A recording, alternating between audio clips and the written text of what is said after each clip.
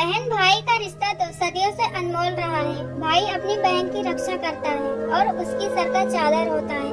लेकिन अगर कोई भाई अपनी बहन की बदनामी पर उतर आए तो बहन किससे अपनी हिफाजत की उम्मीद रखे। मेरे साथ भी कुछ ऐसा ही हुआ, जिसे सुनकर आपके पैरों तले जमीन निकल जाएगी। मेरी सारी रात रोते खिसकते गुजर गई थी। मैं पेट से थी, लेकिन इस खबर ने मुझे कोई खुशी नहीं दी थी। मेरा दिल गम से फट रहा था। मेरी खुशियों को न जाने किसकी नजर लग गई थी। 4 महीने पहले ही तो मेरी जिंदगी में खुशियों के बहार आए थे। मुझे आज भी वह दिन याद था जब मैं पार्लर में बैठी तैयार हो रही थी। खुशी मेरे चेहरे से झलक रही थी। मैंने एक आखिरी नजर खुद को शीशे में देखा। मैं वाकई दुल्हन बनकर बहुत खूबसूरत लग रही थी। मेरी मम्मी ने ठीक ही कहा था कि अगर दुल्हन अपनी शादी से कुछ दिन पहले सबकी नजरों से छुपकर अपने ही घर में बैठ जाए तो उस पर निखार आ जाता है। मेकअप आर्टिस्ट ने मेरे सर पर दुपट्टा रखते हुए कहा था, आज तक मैंने बहुत सी दुल्हन तैयार की है, लेकिन तुम्हारी जैसी और मासूम दुल्हन आज पहली बार देख रही हूँ। खुदा तुम्हें बुरी नजर से बचाए। उसकी बात सुनकर मैंने शुक्रिया कहा था और अपना सारा सामान समेटकर पार्लर से बाहर निकल आई थी। वहाँ पहले से ही मेरा भाई मेरे इंतजार में बैठा हुआ था। मेरे भाई ने एक गहरी नजर मुझ पर डाली और कहने लगा, दीदी आपने तो बहुत वक्त लगा दिया, पूरे 5 घंटे में तैयार हुई है। अपने भाई दर्श की बात पर मैं हंस पड़ी। दुल्हन बनना इतना भी आसान नहीं होता, तुम लड़कों को तो जरा भी अंदाजा नहीं है। दर्श ने मुझे देखकर कहा, हाँ वाकई यह बहुत मुश्किल का काम है। आप तो बिल्कुल ही बदल गई हैं। मैंने तो किसी और दीदी को पार्लर छोड़ा था। हम दोनों बहन भाई में बहुत अच्छी दोस्ती थी। हम दोनों का कमरा बगल में ही था, इसलिए जब से मेरी शादी ठीक हुई थी मेरा भाई बहुत दुखी था, मेरे बहुत करीब रहने लगा था। वह बार बार मुझसे कहता कि आपने बहुत जल्दी शादी का फैसला कर लिया। इतनी भी क्या जल्दी थी। उसकी बात सुनकर मैं हैरान थी, क्योंकि मेरे उम्र की लड़कियां दो 4 बच्चों की माँ भी बन चुकी थी और मैं अभी तक अपने माँ के घर पर ही बैठी थी। मेरा भाई न जाने कि मेरी शादी को सुनकर मुझसे अजीब सा बर्ताव कर रहा था, जबकि भाई तो अपनी बहन को बहुत अरमानों के साथ विदा करते हैं। अभी भी मुझे दुल्हन बनना देखकर उसकी नजरों पर अजीब सा हाव भाव था, जैसे वह मुझे रुखसत ही न करना चाहता हो। मेरे पार्लर आने के बाद भी वह बहुत देर तक मेरे पास बैठा रहा और मेरे गाड़ी में बैठने के बावजूद भी न जाने वह किन चीजों में गुम था। मैंने उसका हाथ पकड़कर उसे हिलाया तो वह एक नजर घड़ी पर डाली और तेजी से गाड़ी चलाते हुए मुझे घर लेकर पहुंच गया। बारात आ चुकी थी और पंडित जी भी आ चुके थे। जिसने भी मुझे दुल्हन के रूप में देखा मेरी तारीफ किए बगैर न रह सका। सब कोई यही कह रहा था कि चांदनी तो खूबसूरत होने के साथ सब कुछ नसीब भी है। ससुराल वाले ऐसे धूमधाम से बारात लाए थे कि हर कोई देखता ही रह गया था। सभी जानते थे कि यह मेरे पसंद की शादी है। सरसी ने मुझे अपनी मर्जी से मुझे शादी के लिए चुना था। सरसी और मैं पिछले 1 सालों से एक दूसरे से फोन पर बातचीत भी करते थे और एक दूसरे से मोहब्बत भी करते थे। इस मोहब्बत की शुरुआत मेरे कॉल सेंटर की नौकरी से थी और आज हम दोनों साथ फेरों में बन गए थे।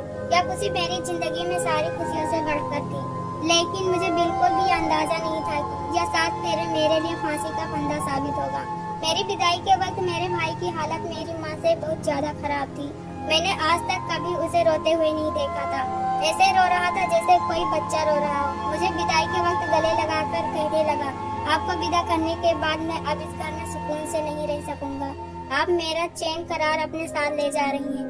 उसकी बात पर मैंने उसकी तरफ झांक कर देखा। उसकी आंखों में कुछ तो ऐसा था जो पहली दफा महसूस कर रही थी। सरसी ने विदाई के लिए जल्दी कहा तो मैं उससे मिले बगैर ही गाड़ी में बैठ गई। मैं और सरसी एक साथ कॉल सेंटर में काम करते थे और वही हमारी पहली मुलाकात हुई थी। सरसी से मिलकर मुझे लगा था कि यही वह शख्स है जिससे मुझे शादी करनी चाहिए। खुश मिजाज और शर्मीला। सरसी हर छोटे बड़े काम में मेरी मदद करता रहता। उसे कॉल सेंटर में नौकरी करते हुए ज्यादा वक्त हो चुका था, इसलिए वह मेरा सीनियर था और जहाँ कहीं भी मुझे मुश्किल पेश आती वह फौरन मेरी मदद के लिए चला आता। सरवन नए लड़कों की मदद के लिए हमेशा तैयार होता था। मैंने सुना था कि आज तक उसने नए लड़कों को बहुत अच्छी जगह पर नौकरी दिलाई है। मैं उसकी अच्छाई से इम्प्रेस हो गई थी और आहिस्ता आहिस्ता हम दोनों में दोस्ती शुरू हो गई थी और इस दोस्ती को मोहब्बत में बदलने में ज्यादा वक्त नहीं लगा था। सरसी लखनऊ का एक लड़का था जो नौकरी के लिए दिल्ली आया हुआ था। उसने मुझे प्रपोज किया था और उसने बताया कि हम दोनों शादी करके हमेशा के लिए दिल्ली में रहेंगे। उसकी यह बात सुनकर मैं बहुत इम्प्रेस हूँ और फौरन ही उसका प्रपोजल एक्सेप्ट कर लिया। मैंने कहा, अच्छा है, न सास न ससुर का झंझट होगा और न ही कोई लड़ाई झगड़ा। यह बात जब मैंने अपनी मम्मी को बताई तो वह भी खुश हो गई, लेकिन दर्श को कोई खुशी नहीं हुई थी। उसने मुझसे सरसी के बारे में हजारों सवाल कर डाले थे। और आखिर मैया भी कह डाला कि शादी करना अभी इतना जरूरी भी नहीं है।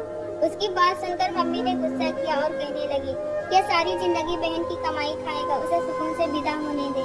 मैं काफी सालों से नौकरी कर रही थी। मम्मी भी अब यही चाह रही थी कि मेरी शादी हो जाए, लेकिन मेरी नौकरी को सुनकर जो भी मेरे रिश्ते के लिए आता वो मना करके चला जाता। यह नौकरी मैंने अपनी खुशी के लिए नहीं की थी, बल्कि अपने घरेलू हालात को देखते हुए की थी। पापा अब इस दुनिया में नहीं थे और मम्मी हमेशा बीमार रहती थी और दर्श अभी मुझसे बहुत छोटा था। मैं चाहती थी कि वह पढ़ लिख कर कोई अच्छा इंसान बन जाए और फिर यह नौकरी तलाश की। मेरे लिए दर्श की पढ़ाई बहुत इम्पोर्टेंट थी। इन्हीं सब के बारे में सोचते सोचते कब मैं 26 साल की हो गई, मुझे कुछ अंदाजा ही नहीं हुआ था। जिम्मेदारियों ने भी मुझे अपनी उम्र से कहीं ज्यादा बड़ा बना दिया था। मेरे चेहरे पर भी जिम्मेदारियों का बहुत साफ नजर आ रहा था। मैंने श्रेसी के साथ शादी की हामी इसी वक्त भर ली थी जब दर्श का ग्रेजुएशन मुकम्मल हो चुका था। अगर वह अब नौकरी के साथ आगे की पढ़ाई जारी रखता तो ज्यादा कोई दिक्कत न होती और मुझे यकीन था कि जल्दी उसे कोई अच्छी नौकरी मिल जाएगी। मैं विदा होकर श्रेसी के घर चली आई थी। थोड़ी देर बाद श्रेसी मेरे कमरे में चला आया और मुझे एक खूबसूरत अंगूठी गिफ्ट की। श्रेसी की हर आदत से मोहब्बत झलक रही थी और इसी मोहब्बत की तो मैं दीवानी हुई थी।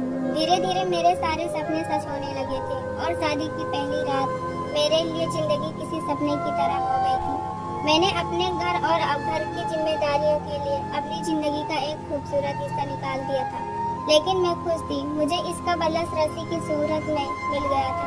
उसके घर वाले शादी में शामिल होने के लिए लखनऊ से आए हुए थे। उनको शादी के 2 दिन बाद वापस घर लौट जाना था और इन्हीं 2 दिनों में हमारी शादी की सारी रस्में भी हो गई थी और उसके घर वाले अगले दिन वापस भी चले गए थे। अब इस खूबसूरत से घर में मैं और श्रेसी तन्हा रह गए थे और मुझे लगा कि मेरी दुनिया पूरी हो गई। शादी के 1 हफ्ते बाद मैं अपनी मम्मी से मिलने गई तो दर्श मुझे अपने कमरे में ले गया और मेरा हाथ पकड़ कर बैठ गया और मुझसे अजीब अजीब से सवाल करने लगा, जैसे कोई बहन अपनी नई नवेली दुल्हन से पूछती हो।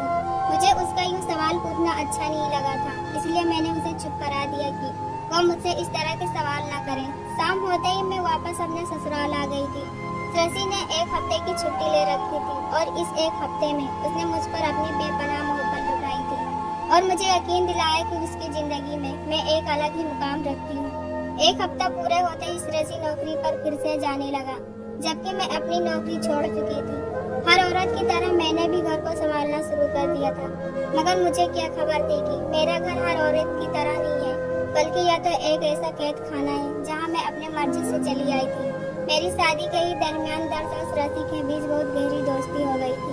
वह दर्श की नौकरी के लिए भी कोशिश कर रहा था। वह दर्श जो मेरी शादी को लेकर पहले परेशान रहता था, श्रेसी के साथ मिलकर ऐसा मिल गया था जैसे बरसों पुराने दोस्त हो। श्रेसी मेरी जिंदगी में किसी चमत्कार की तरह शामिल हो गया था, क्योंकि इसने मेरी पूरी जिम्मेदारी अपने कंधों पर उठा रखी थी। मेरी शादी के दूसरे ही महीने मेरी माँ इस दुनिया से चली गई थी और मेरा भाई दर्श तनहा रह गया था।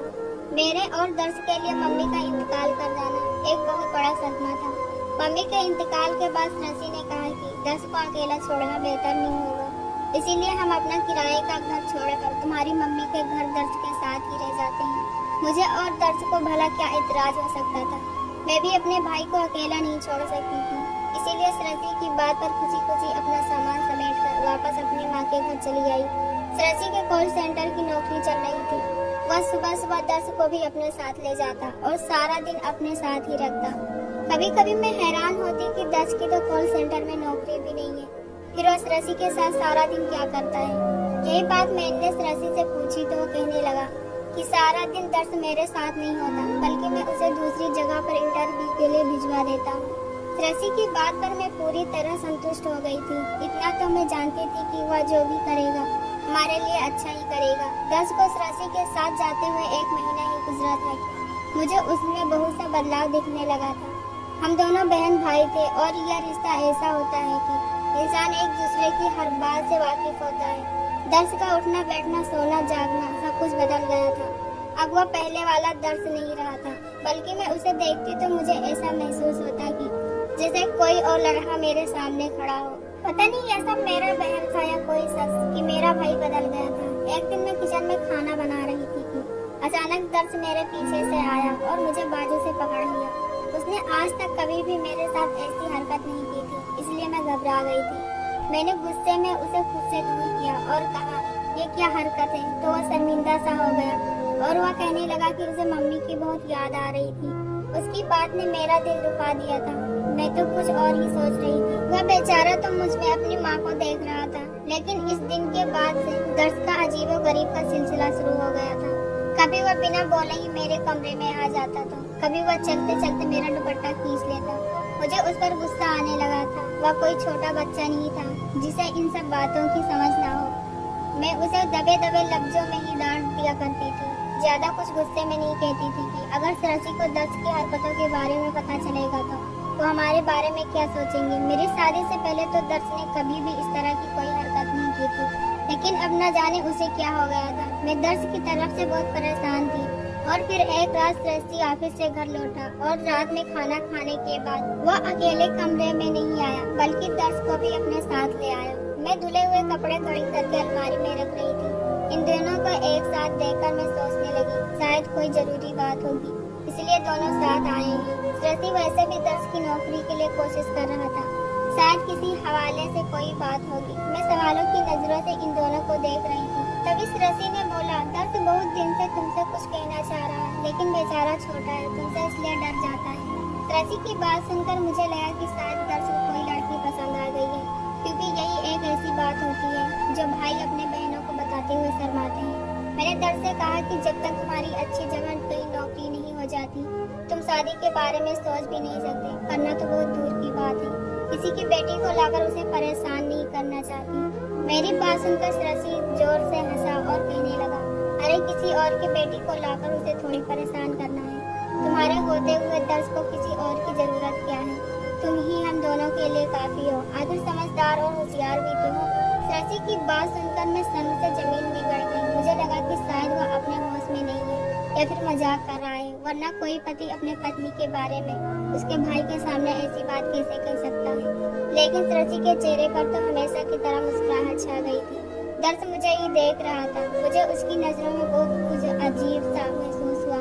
सरसी कहने लगा, चांदनी इतना भी शर्माने वाली बात नहीं, हम दोनों तुम्हारे अपने हैं, तुम हम दोनों के साथ ही खुश रहोगी। सरसी की बात सुनते ही मैंने जोरदार थप्पड़ उसके चेहरे पर लगा दिया।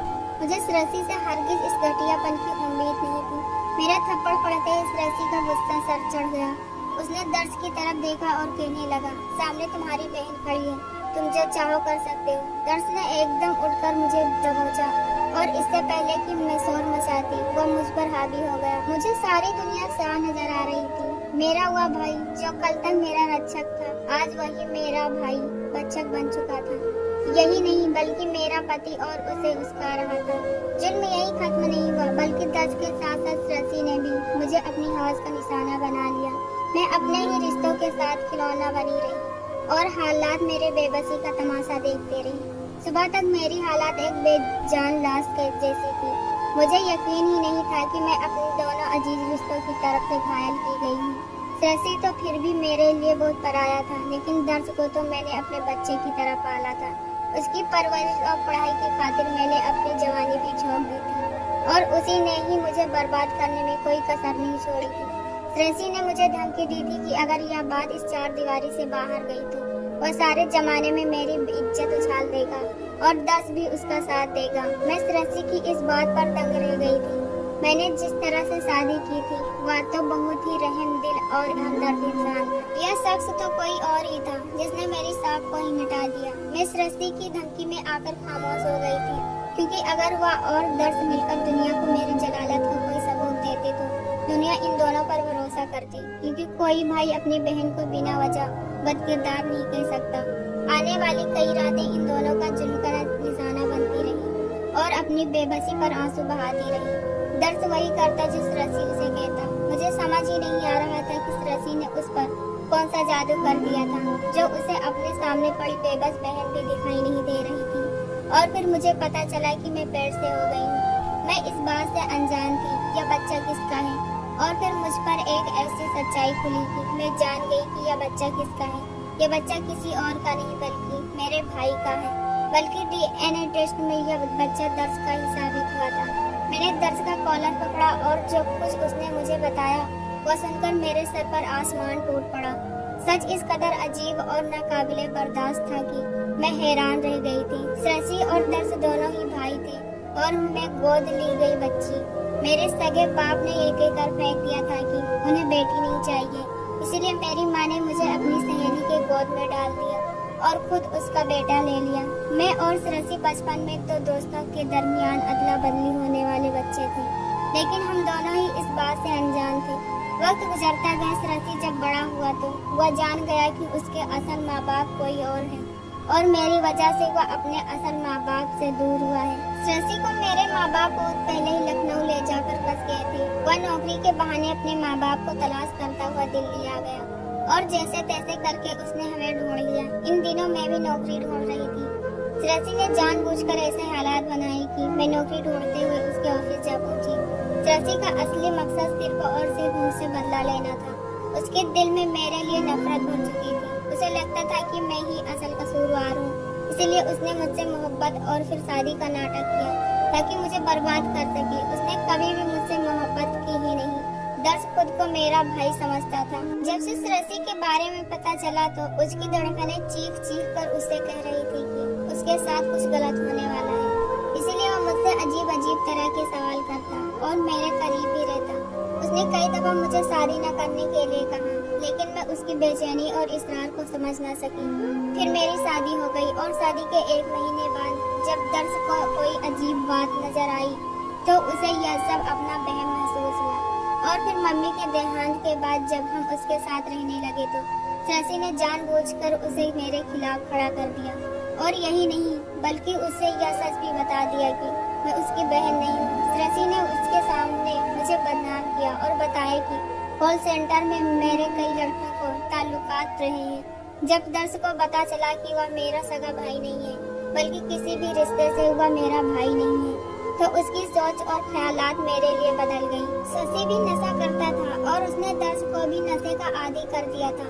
वह बचपन से ही नशेड़ी था, इसलिए जो भी लड़के उसके पास नौकरी के लिए आते वह उसे नशे के अड्डे पर पहुंचा देता। उसने दर्श को भी इस बात के लिए मजबूर कर दिया कि वह मेरे साथ जुल्म करे, तब वह उसे नशे की गोली लाकर देगा।